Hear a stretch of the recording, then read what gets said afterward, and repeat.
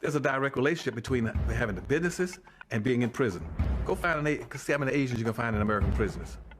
You ain't gonna be in there. But 51% of your prison will be black because blacks don't have any businesses and industries. There's a direct link. Blacks won't practice group economics. Black won't practice group politics. If you don't practice, you're setting yourself up. I told that 5-story building, you're setting yourself to get wiped out. Understand the nature of race, which is economics. If you build the first floor, it's economic. Build your businesses and your industries. Control business and industry, and put that pulls in your money, and hold that money, and practice group economics with it. Arab and Asian money bounces 12 to 13 times what it leaves. Jewish money bounces 18 times. Black folk got to learn how to practice group economics. Black Americans spend every penny they get outside their own community. Then you take the money and the wealth that you get from that first floor and go to the second floor. The second floor is politics. You then take that money on the first floor and you control your politics.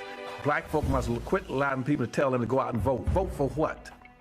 Nobody's going to do anything for black folk in politics. Politics is controlled by money, major corporations who got the money. That's what controls politics. If you have no money, you have no say-so, you have no benefits coming. So you take your money and you control, and you take your money from the first floor, you buy every politician on the second floor. And then the politician you can't buy, you rent or lease them to get what you need. Then once you get the second floor under control with the politician, with your money, then you go to the third floor. The third floor then is the police department and the court system. You take your money from the first floor and your politics on the second floor, and you control the court system and the police departments. Then the fourth floor, then is media. You then take the money that you generate off the first floor from business and industries, and you go after radio stations, TV stations, newspapers, and cable systems, so that you can now inform and communicate with your own people. Right now, black folk own and control less than 35 thousandths of 1% of the media in the United States. Out of 12,000 radio stations, black folk own about 75, 80. That's all. You own no cable systems. You don't have a daily newspaper. You have nothing of importance. You got about one black TV station.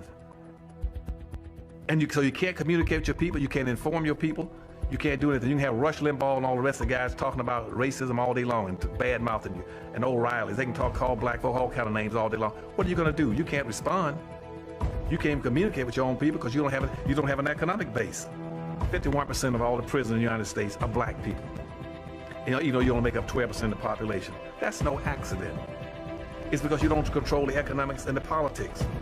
And they're gonna go after the weakest people they can get their hands on to incarcerate them. That's the black folk.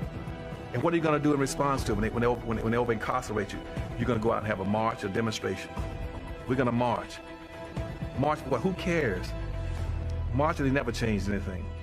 First came out of slavery, blacks were relatively successful because they understood the importance of one thing, and that was to learn how to own and to control, get resources, because that was the whole purpose of slavery. Slavery was basically to maldistribute almost 100% of all this nation's wealth, resource, privileges, and controls of all levels of government into the hands of the dominant white society. And it was very effective. It did an excellent job.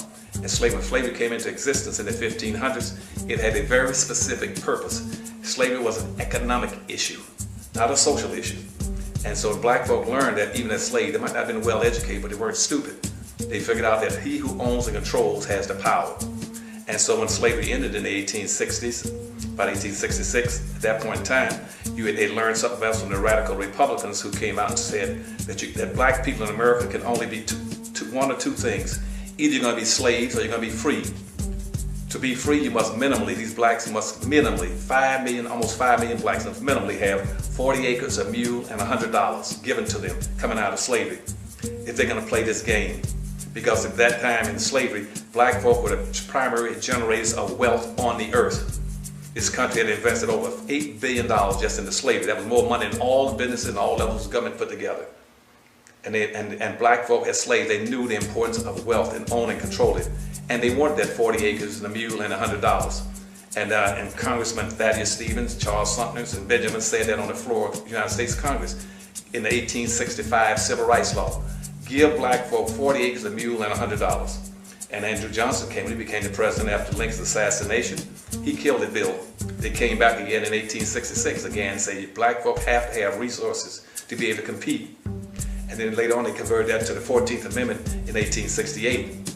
But in the meantime, black folk left slavery, not owning, controlling anything. Black folk left slavery after 400 or 500 years, penniless, poor, disorganized, no religion, no clothes, no food, no animals, no home, no land, no tools, no weapons, nothing.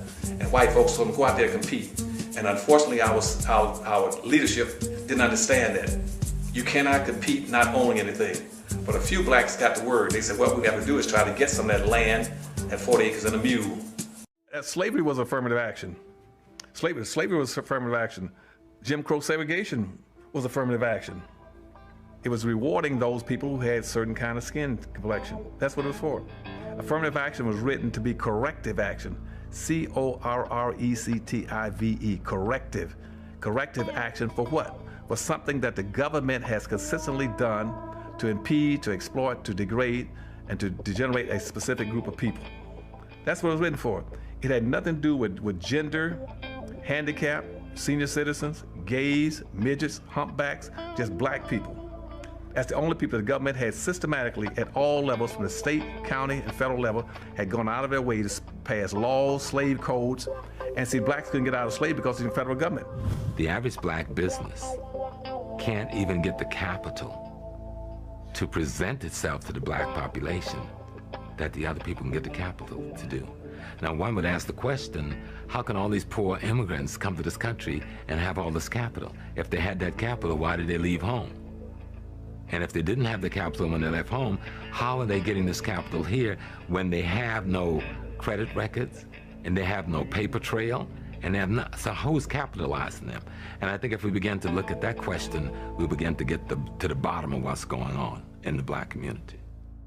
See, and you cannot, it's impossible in theory and practice to acquire wealth and power or to be economically competitive without a community.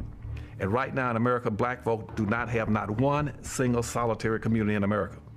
You cannot prosper, you cannot compete. It's going to be very difficult for black folk even to survive under the present circumstances because they don't have communities. All black folk got are neighborhoods. A neighborhood is like a bucket with a hole in it. A neighborhood is where you eat and sleep. A community is where you store your values, your history, your wealth, your power, your resources, your jobs, your tax base. Most of these neighborhoods have gotten so bad and so crime-ridden and run down and so dysfunctional that the neighbor has moved and all you got left is a hood. There's nothing left in them. We have a ranking order of acceptability in our society based on skin color, going white, yellow, brown, black. It's in a descending color order, going from the whitest to the darkest. And the wealth is also distributed along the same lines. The whitest at the top got the wealth, power, and resources going down. It trickles down, all the way down. The power and resources, as they go up and down, the further you go away from the white, the thinner it becomes, the weaker it becomes. And black folk are not that silly. They can say, consequently, if I want something, I'm gonna try to identify with anything as close to white as possible. And that's why you come up with this saying all the time about white ice is colder than black ice. They want to identify with it. But they never understand that rather than identifying with it, why don't you go acquire your own? Then your black ice will be just as cold as white ice. Black folk on an aggregated national disposable basis of collected income, they might be the 9th richest nation on earth. Right now, if I take all the black folks' money annually and aggregate it, they might be rich. They're richer than maybe Sweden, Canada, India, Pakistan, whole bunch of countries, Thailand, folks most all put together.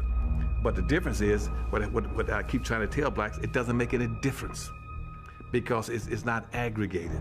You aggregate something, you strengthen exponentially the power of it by multiplying the multiplying factor, by putting them together and then piling it up, making it stronger. But unfortunately, we are the only people that don't want that to occur. Because you know why? Because traditionally, whites saw black folk aggregate as being a negative, and we see everything through the eyes of whites. Typically, anytime anything that exceeds more than 6% of something that's black, that whites are in charge of, and you get more than 6%, that sets off an alarm in the white society. If right now, if I move into a neighborhood and I'm the only black, whites will accept the one black or the two blacks. But the minute you start getting up further than that, they go on alert.